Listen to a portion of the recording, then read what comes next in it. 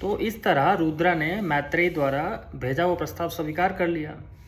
मैत्रेयी ने सोचा था कि एक युवराज कभी ऐसा स्वीकार करेगा ही नहीं कि वो एक शांति दूत बन के आए, वो भी उसके दरबार में।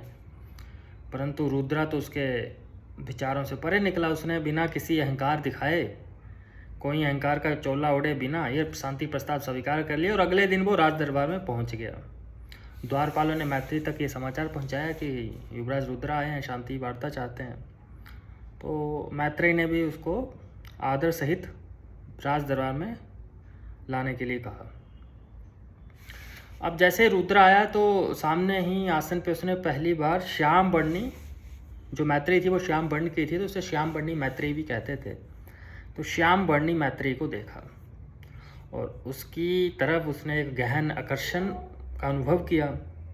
और ऐसा लगा ये आकर्षण का अनुभव इस जन्म से नहीं कई जन्मों से है, और उसका परिचय मैत्रेयी से कई पूर्व जन्मों से भी लगा।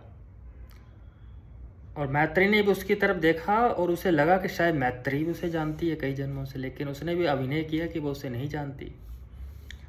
तो फिर थोड़ा जैसे रुद्र आगे बढ़ा तो मैत्रेयी अपने आसन से खड़ी हुई और उन्होंने बोला कि पृथ्वी के युवराज रुद्र का स्वागत।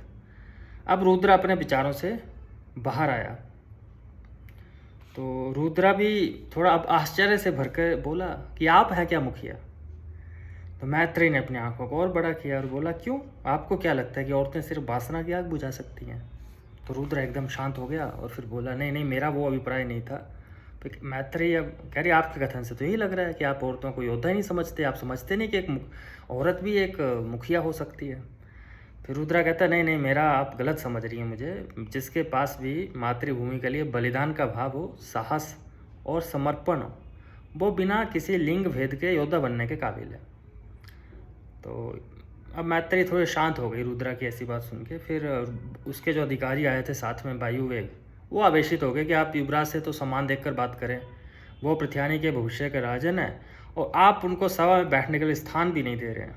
तो अब मैत्रेयी क्रोध में आ गई और अपने स्थान से भारी आवाज़ में बोली, अगर वो राजन का कर्तव्य निभाएं तो मैं स्वयं उनको अपने स्थान पर बैठाऊंगी।